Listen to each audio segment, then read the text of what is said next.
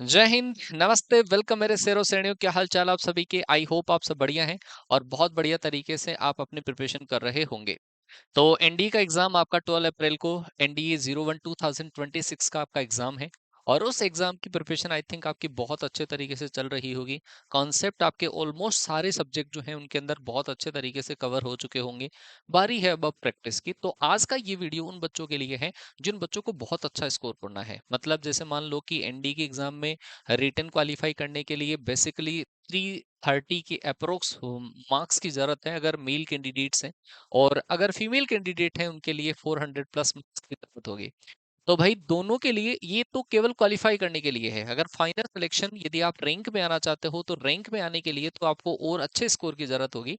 तो ये वीडियो उन्हीं बच्चों के लिए है। आपकी प्रिपरेशन हालांकि चल रही है, लेकिन ये वाला वीडियो जो है ये उन बच्चों के लिए है जो थोड़ा सा डिमोटिवेटेड फील कर रहे हैं कि सर क्या किस तरीके से हमारी प्लानिंग होनी चाहिए। तो पिछले 5-6 सालों से हम इसी फील्ड में बच्चों को गाइड करते रहे हैं। तो ये वीडियो उन बच्चों के लिए ही है जो वास्तव में बहुत अच्छा स्कोर करना चाहते हैं। क्या क्या चीजें इसके अंदर होनी चाहिए, आप इस वीडियो को कंप्लीट वॉच करिए और फिर उसके बाद में आपका क्या प्लान होता है वो कमेंट में जरूर से आप लोग दीजिए। हमारी तरफ से, हमारी टीम की तरफ से भी बहुत बेहतरीन लेवल पर प्लानिंग आप लोगों के लिए हो रही है, जो हो सकता है नेक्स्ट मंडे से एग्जीक्यूट होने वाली होगी। तो सबसे पहले हम बात करते हैं, अगर मैं बात करूं एनडीए की बात करूं तो एनडीए में दो मेजर पोर्शन आपके होंगे। दो सब्जेक्ट के मेजर पोर्शन रहेंगे। एक आपका मैथ्स का पेपर रहेगा जो आपका 120 क्वेश्चंस का होगा, 300 मार्क्स का रहेगा। और दूसरा जो पेपर आपका रहेगा वो रहेगा जीईटी का, और वो आपका 600 मार्क्स का रहेगा। 150 क्वेश्चंस इसके अंदर हुआ करेंगे। पहले मैथ्स की बात कर लेता हूँ, फिर जीईटी की बात करूंगा कि किस तरीके से आपको स्ट्रेटजी फॉलो करनी चाहिए। भाई देखो, मैथ्स की बात करनी है तो आपका मिनिमम क्वालिफिकेशन जो मार्क्स है, मतलब एनडी के पेपर में आपको अगर मैथ्स का कट ऑफ क्लियर करना है तो 25% आपको लाना जरूरी होता है कंप्लीट मैथ्स में। 25% का मतलब क्या है? 30 क्वेश्चंस करेक्ट होना जरूरी है। तो आप सोचोगे सर 30 क्वेश्चन करेक्ट कर लें तो भले ही आपका मैथ्स जो है वो क्लियर हो जाएगा, लेकिन फाइनल सिलेक्शन में काफी ज्यादा समस्याएं आपको आएगी।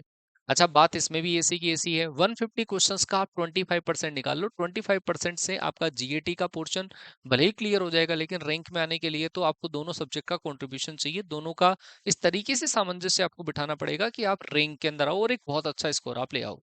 तो मैथ्स की बात करूं तो 25% जो है आप एक बार इसको भूल जाओ कि कट ऑफ ही क्लियर करना है आपको। 120 जो क्वेश्चन है, इस 120 क्वेश्चंस में से आपको टारगेट करना होगा, और वो टारगेट आपका 70 टू 80 क्वेश्चंस का मिनिमम टारगेट आप बनाओ। 70 टू 80 क्वेश्चन जो होते हैं वो पेपर में अटेम्प्टेबल होते हैं, मतलब हर कोई बच्चा जो है वो लगभग 60-70 क्वेश्चन आराम से अटेम्प्ट कर सकता है। कोई बहुत ही ब्रिलियंट बच्चा है तो बात अलग है कि वो 80 प्लस 90 प्लस क्वेश्चन जो है वो अटेम्प्ट कर लेता है।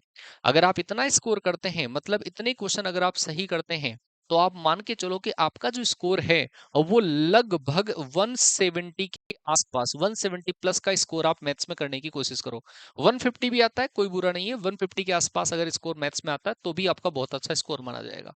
बात करते हैं जीएटी। अच्छा, ये 170 प्लस लाने के लिए हमारी तरफ से क्या प्लानिंग है और किस तरीके से ये एग्जीक्यूशन पर आएगा, उसके लिए भी मैं बात करूंगा।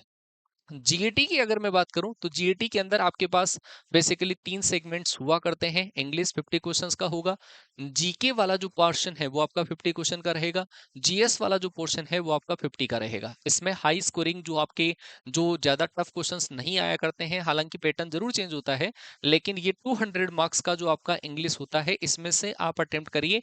मतलब 50 क्वेश्चंस में से 35 क्वेश्चंस, मतलब अप्रोक्सीमेटली 140 के आसपास स्कोर जो है आप यहां से गेन करने की कोशिश करिए। जीएस का जो पोर्शन है वो कंपैरेटिवली बहुत सिंपल आता है, और 200 मार्क्स का आपका ये वाला सेगमेंट रहता है जीएस का। इसमें बायो हो गया, केमिस्ट्री हो गया, फिजिक्स हो गया, जिसके मोस्टली पीवाईक्यूज ही एग्जाम में आया करते हैं।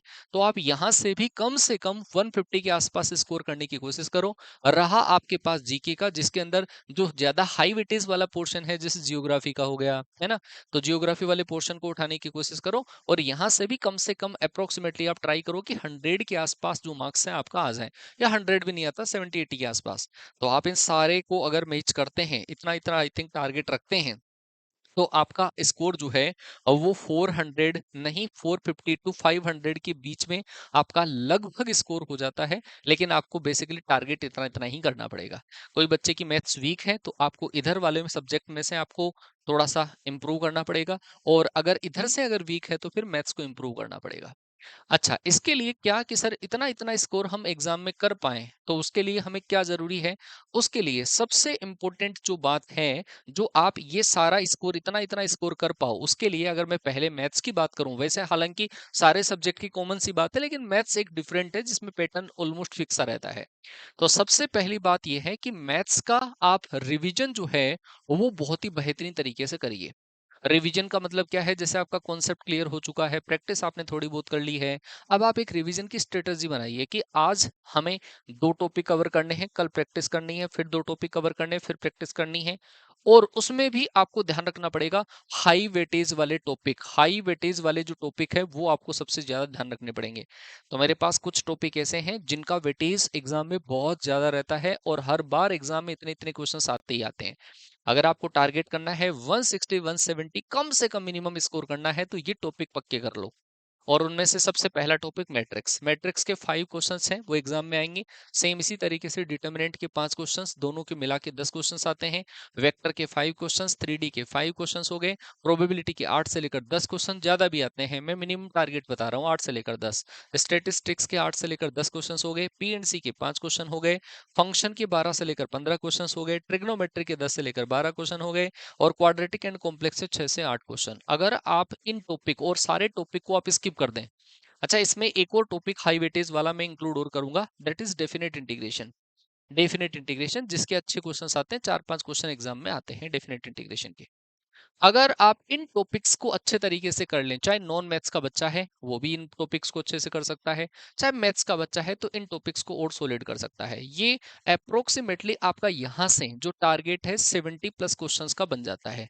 70 प्लस क्वेश्चंस तो आपको इन टॉपिक के ही देखने को मिल जाएंगे। अगर आप इन टॉपिक को अच्छे कर लेते हैं, 70 प्लस क्वेश्चन करने में कोई कोई दिक्कत ही नहीं है।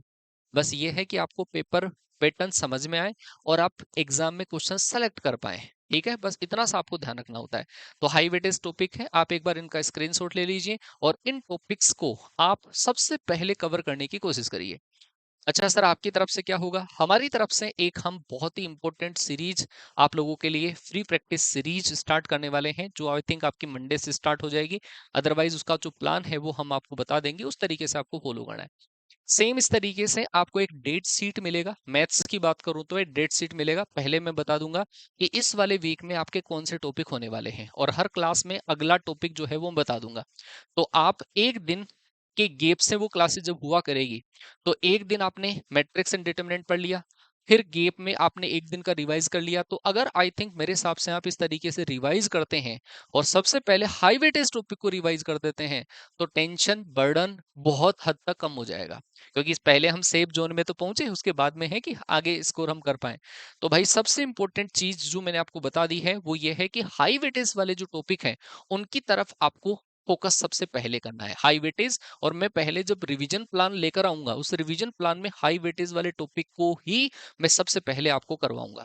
अच्छा जी, तो उसके बाद में हमारे पास जरूरत होती है प्रीवियस ईयर क्वेश्चंस की। चाहे आप मैथ्स पढ़ रहे हैं, चाहे जीएटी पढ़ रहे हैं, साइंस पढ़ रहे हैं, इंग्लिश पढ़ रहे हैं, सबके लिए सबसे ज्यादा इंपॉर्टेंट कोई चीज अगर है तो वो है पीवाईक्यूज। मैथ्स की बात करूं, मैथ्स में पिछले 3-4 सालों से ऐसा पैटर्न रहा है कि पीवाईक्यूज ऑलमोस्ट रिपीट हो रहे हैं। और ये जो पीवाईक्यूज है, हम हमारी जो सुपर 50 की सीरीज आप लोगों के लिए लेकर आएंगे, उस सुपर 50 की सीरीज के अंदर ऑलमोस्ट नए PYQs plus most expected question. PYQs के साथ में भी आप एक और चीज कवर करें, मोस्ट एक्सपेक्टेड क्वेश्चन।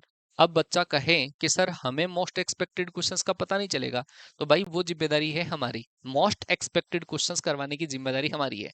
हम आपको PYQs plus most expected questions जो है वो आपको टॉपर एक सुपर 50 सीरीज जो है उसके अंदर हम आपको करवाने वाले हैं। बस आपको सिंसियरली उस सीरीज को फॉलो करना है और फॉलो करने के बाद में कुछ ही दिनों के अंदर आप सोचोगे कि हम जो खुद से रिवाइज जितनी चीजों को नहीं कर पा रहे थे, हम सर की हेल्प से प्रेशराइज माहौल में जाकर हम चीजों को बहुत बढ़िया तरीके से रिवाइज कर पा रहे हैं।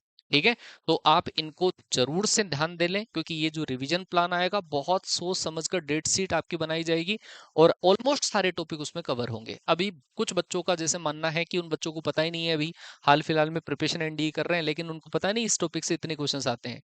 तो भाई सबसे पहले तो हाई वेटेज वाले टॉपिक मैंने बता दिए, सबसे पहले तो ये कवर करो। फिर उसके बाद में अगर आप चाहते हो कि मुझे तो पूरे के पूरे टॉपिक कवर करने हैं, तो जैसे मान लो कि आपका और पोर्शन हो गया, जैसे सर्किल से 2 क्वेश्चन आते हैं, स्ट्रेट लाइन से 3 क्वेश्चन आते हैं, तो वो वाला पोर्शन भी आप उठा सकते हो, ठीक है? मैं आपको हर क्लास के अंदर जो रिवीजन स्ट्रेटजी लेकर आऊँगा, उस रिवीजन स्ट्रेटजी में आपको बताते हुए चलूँगा कि इस टॉपिक से इतने क्वेश्चन, इस टॉपिक से इतने क्वेश्चन, इतना वेटेज इस क्लास का रहेगा। और वो ज़िम्मेदारी मेरी है कि मैं आपको उस तरीके से लेकर चलूँ कि आप एग्ज़ाम में मैथ्स में बहुत बेहतरीन स्कोर आप कर पाओ। सेम इसी तरीके से आपको प्लानिंग करनी है। देखो मैथ्स की प्लानिंग मैंने आपको बता दी, मैथ्स में अगर मेरा रिवीजन प्लान अगर कोई बच्चे ने फॉलो कर लिया, तो मैं 100% कह सकता हूँ कि आपका मैथ्स का पेपर जो है वो आराम से क्लियर हो जाएगा। क्लियर नहीं, अप्रॉक्सिमेटली 160-170 के आसपास स्कोर हर कोई बच्चा कर सकता है।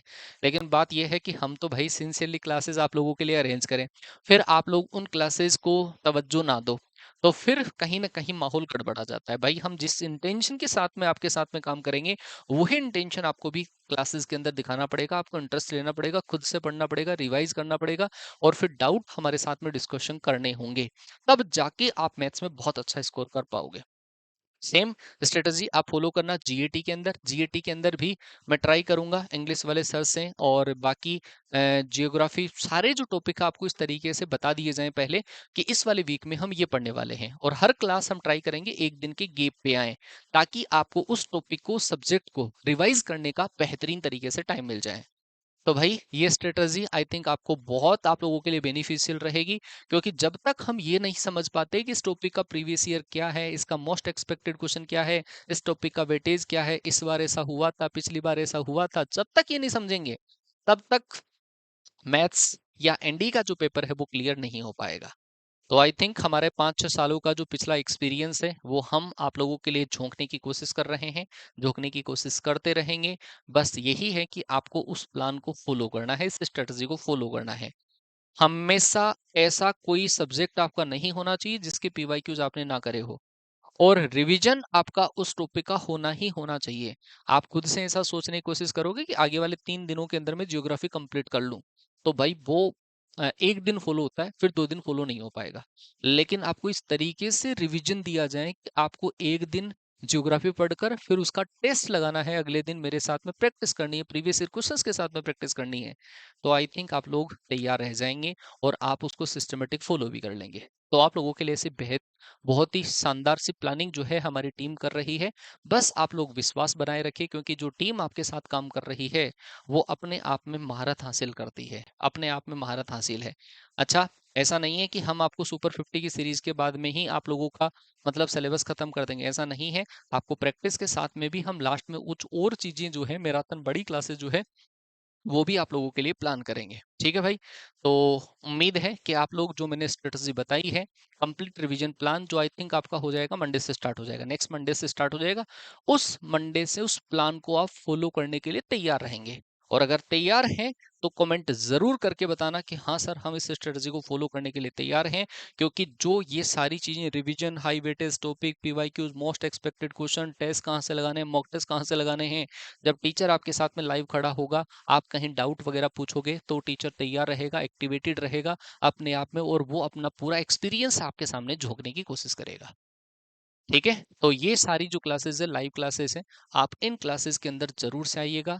जो रिवीजन प्लान हम देंगे आपको, उसको आपको जरूर से फॉलो करना है।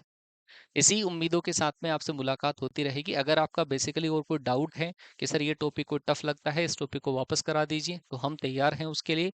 कोई टॉपिक अगर टफ लगता है, कोई हाई वेटेज टॉपिक आपको रिवीजन करना है, तो आप कमेंट करके जरूर से बता देना। मैथ्स में उस टॉपिक का, हाई वेटेज वाले पोर्शन का रिवीजन मैं आप लोगों को करवाने के लिए तैयार हूँ। तो मिलते हैं ऐसे ही नई प्लानिंग के साथ में, आपसे मुलाकात होती रहेगी। तब तक के लिए टाटा, बाय बाय, जय हिंद, वंदे मातरम।